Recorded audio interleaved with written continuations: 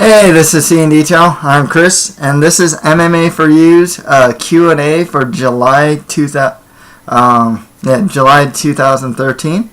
Let me give some shout outs to Justin Brunson, Rick 1982, Kevin Spacey, Flossie 26, ZHB 1989, Brian Shock, and pretty much all of the Illegal Elbows crew.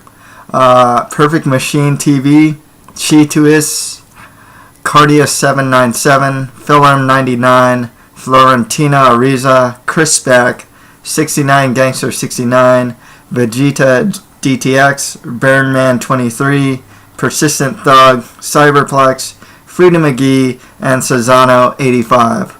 I'd also like to plug my friend's brand, Born to Fight Kimonos. You can check out like their Facebook page and whatnot if you're looking for MMA gear. Born to Fight Kimonos. Also, if you want to send a question out to me, just put it in the comments. Actually, I'll probably be doing these like at the end of every month. I'm pretty late with this one. Actually, I'm doing it at like July 31st, pretty much. And they don't have to be serious questions. I got two serious questions here. One about fighter pay, one about the Ellenberger MacDonald fight.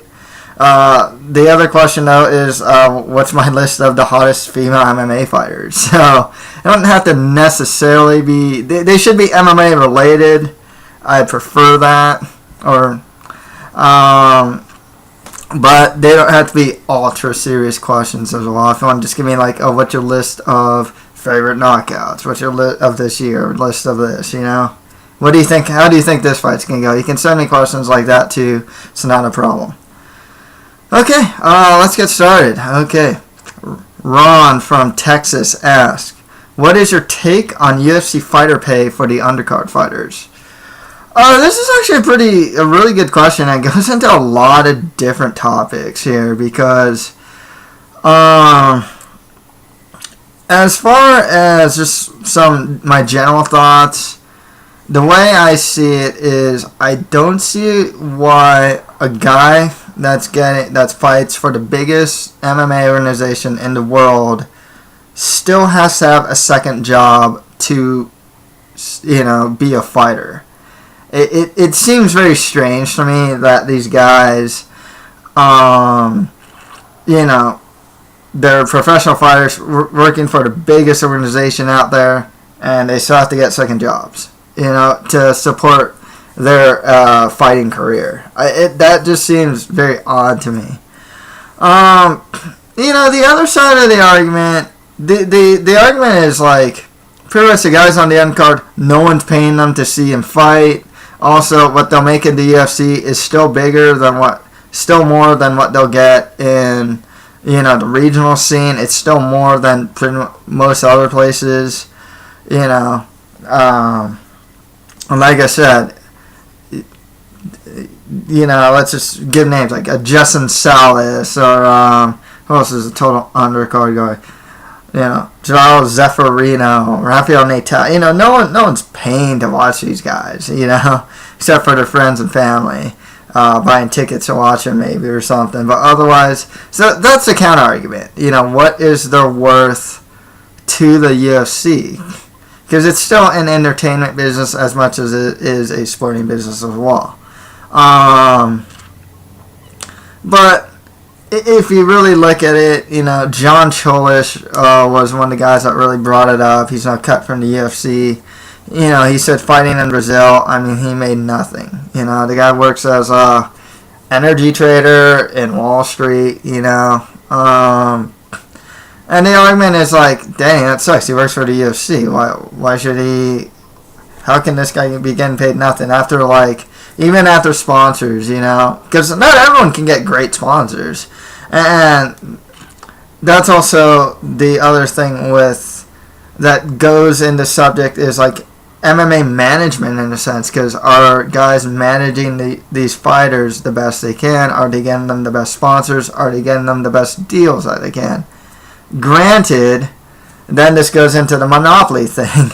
So like this question actually goes into a lot of different things. The reason why I said the monopoly thing is, how do you cut a deal when you don't really have leverage? It's not like you can.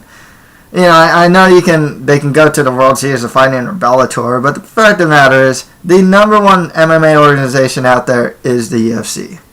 And no one's gonna pass that. Not no one, but very few fighters are gonna pass up fighting for the UFC unless other places pay them more.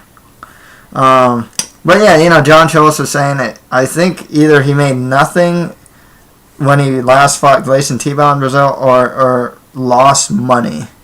And that's really troubling, after training, nutrition, because, you can't just eat bacon, eggs, and meat. You have to eat in a certain way, and eating healthy, it can get expensive.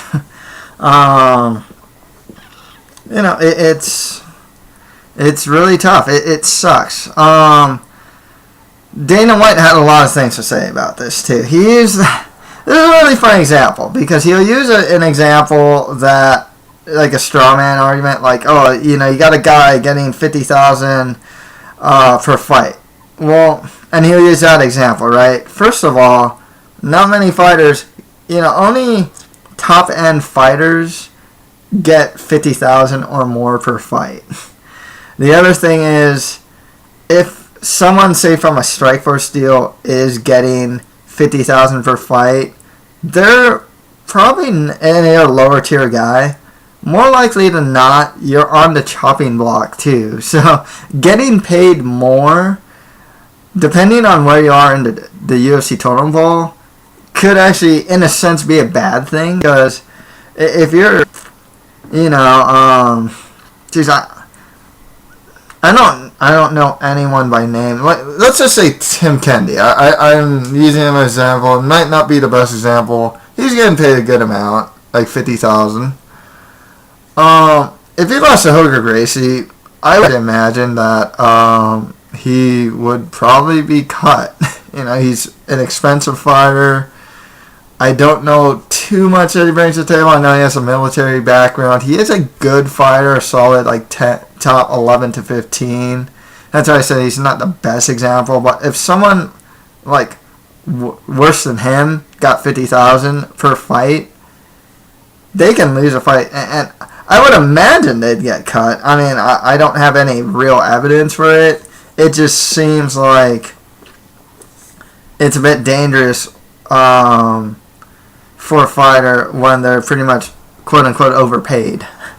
And once again, few fighters in the UFC actually get paid $50,000 per fight.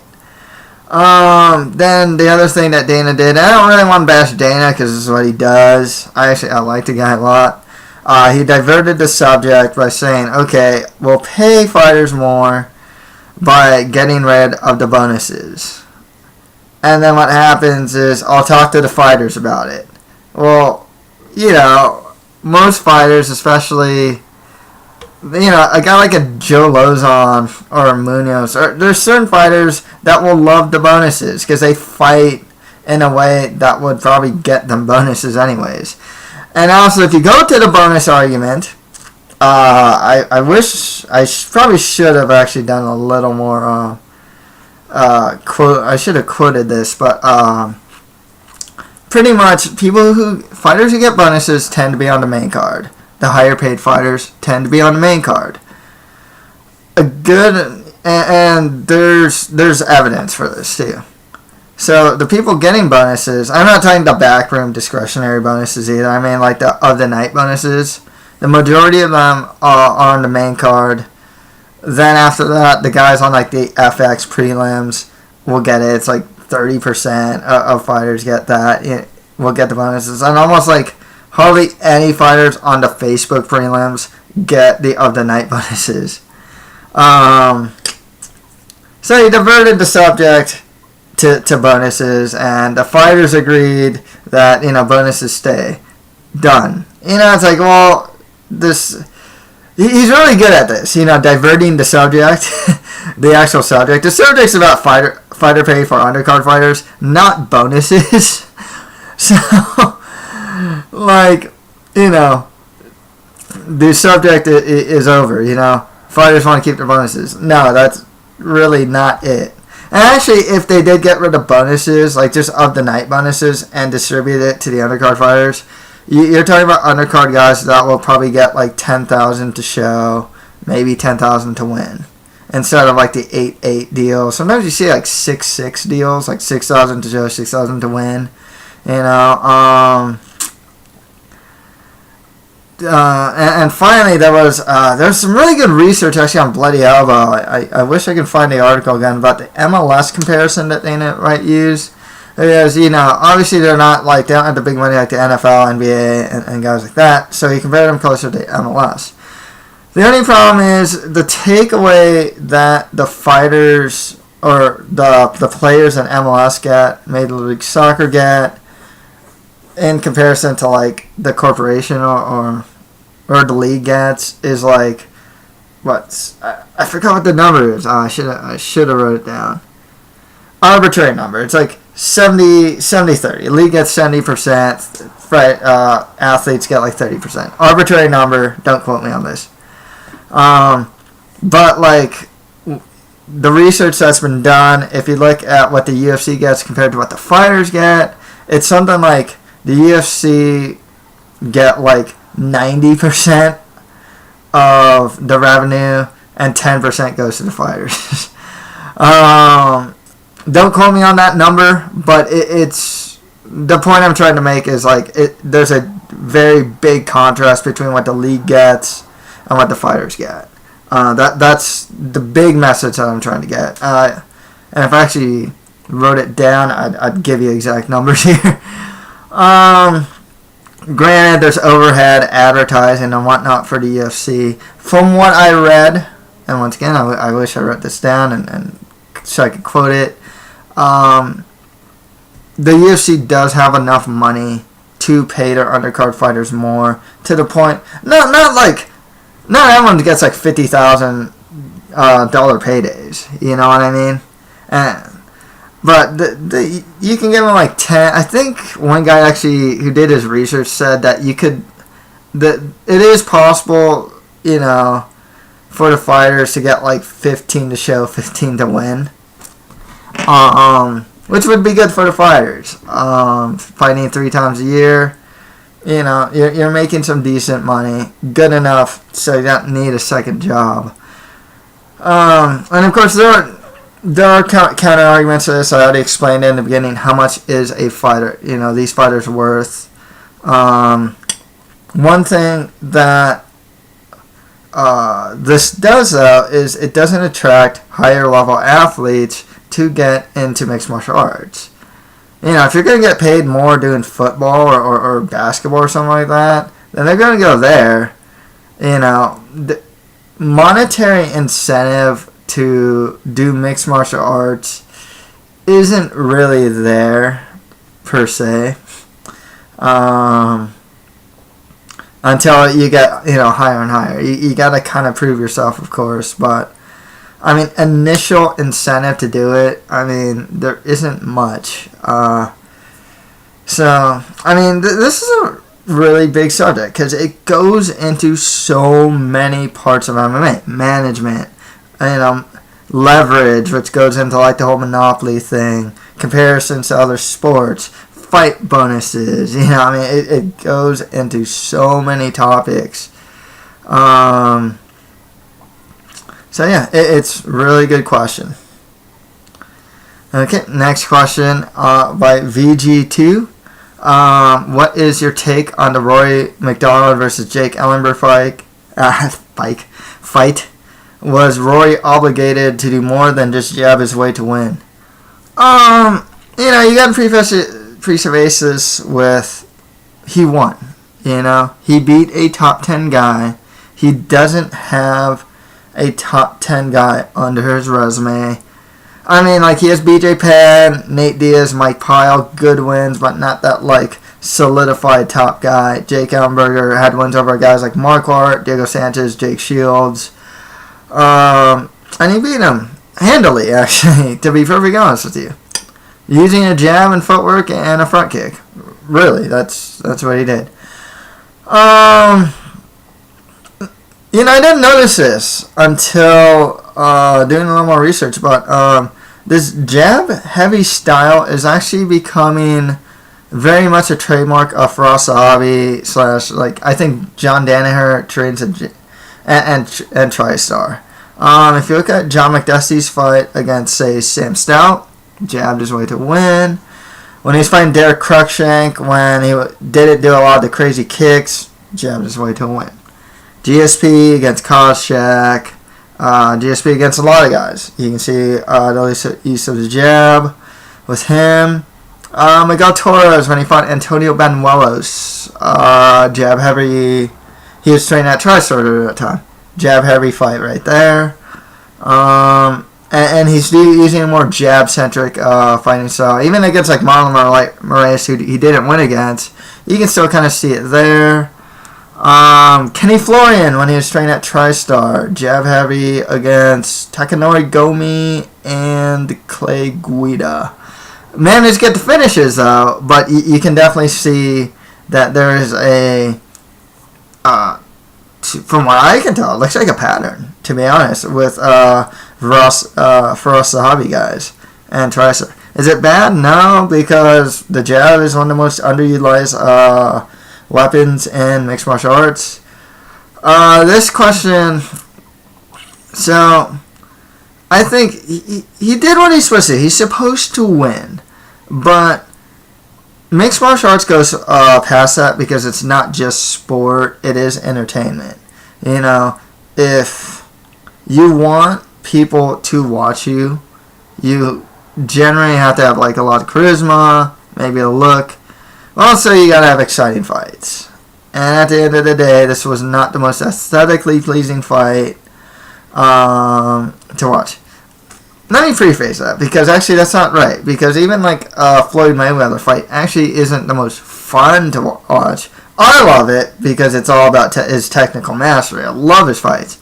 You can say that about Ben Askren fights. Everyone falls asleep during those fights. I like those fights. They're really technically sound fights.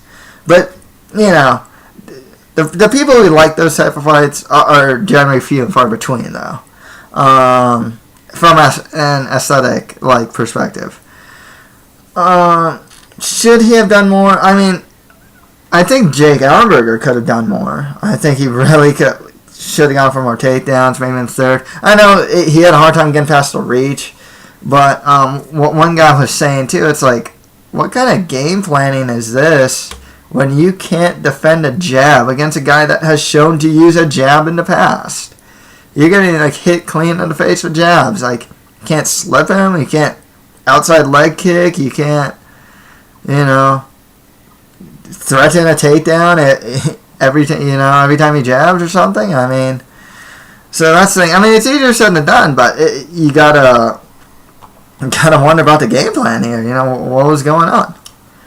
But the big question, was Roy obligated to do more than just jab his way to win? Yeah, from an entertainment standpoint, yes. Like I said, a lot of people out there watch this fight, they're just like, I don't want to watch a Rory MacDonald fight after that performance,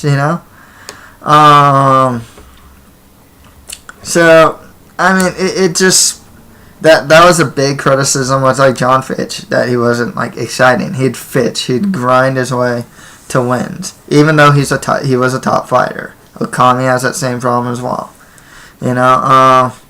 Kind of sucks because this fight was really highly anticipated. Both these guys have had exciting fights in the past. Clunker here or there, like Jake Ellenberger wasn't that great, but otherwise, most of these guys have had some pretty good fights. Unfortunately, if you want guys, if you want fans to watch you generally should be exciting. There is a lot at stake, but, this is definitely the case. Rory did win He beat a top 10 guy. He'll probably get another top 10 guy after this. People are high on his potential, but do they really want to fight? Are they excited about the next Rory MacDonald fight? Generally, not too many people are, to be honest with you. Okay. And finally, Bob from Kansas asked me, can you give me your list of hottest female MMA fighters? Okay, let me preface this question by saying this is just my opinion.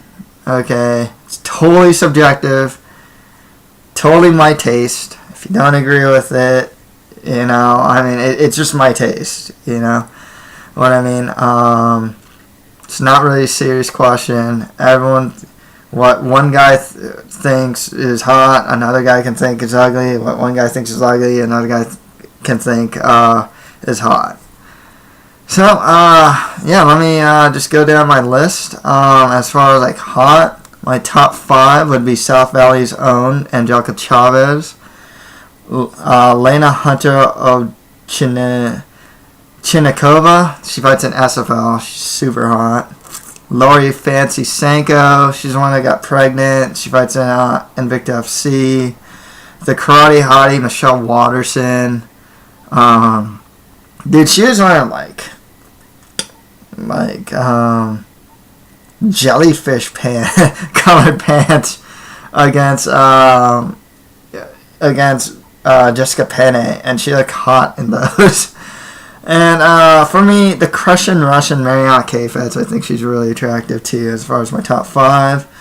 Others that I find really hot: Misha Cupcake Tate, Ronda Rousey, Rowdy Rousey, Marlis Romina Kunin, Jessica Penne, Ritika Singh. She fights out of SFL. I think she's really... Some of them I find, like, cute, and some of them I find, like, hot. She's kind of that, like, cute hot. Irene Lanina Cabello. She's pretty hot, actually. Thug Rose Namajunas. She's on that borderline for me. Like, she's, like, cute, still kind of hot, though. 12 Gauge Paige Van Zandt. I find Joanne Jodo Caldwood hot in a very cute way because she has a really nice voice. She's cute, though. I mean, she's a really cute girl. Alex Chambers, she's Australian or New Zealand. She's pretty cute. Claudia Claudina Gadelha. I've seen some really nice pictures of her. It makes me sound perverted, but, you know, she's actually pretty cute, you know. Cassie the Hulk Robb isn't too bad looking. It sounds really mean, but I find her attractive. Felice Lil Bulldog Herrig, and you know, she uses her looks to actually just pretty much pay for her MMA career. She's admitted to as much. And Michelle T-Cat Old, she fights out of Bellator. I mean, that's what I find, like, really hot, but I find a lot just, like, good looking. I think Nick Dolly, the Night Queen, Haveri Kellenock, I think she's good looking. Stephanie Makakina Frausto is good looking. Alexis Davis, I find her kind of cute.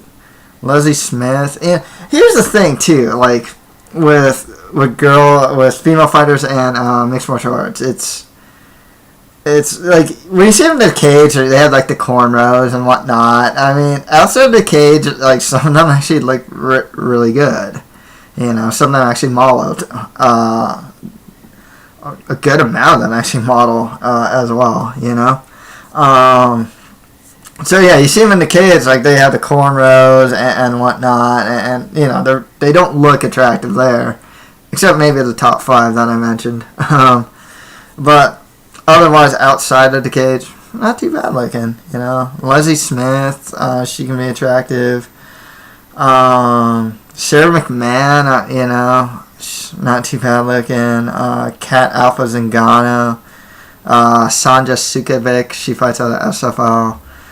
So, yeah, that's kind of who I find, like, good looking to hot. And female mixed martial arts. I know I didn't mention Gina Carano. She'd be, like, my number 1, but she's, like, retired, so I can't really consider her. And I know there's other female fighters in mixed martial arts. I've never seen them fight, so I can't really say. And I'm probably missing a couple that I have seen fight that I do find attractive as well. So yeah, that's my list of hottest female MMA fighters. So yeah, that's pretty much it for my MMA For You Q&A for July 2013. If you have any comments, just leave them below. And if you have any questions for me for August, just leave those below as well. And that's it for MMA For You. Thank you guys very much.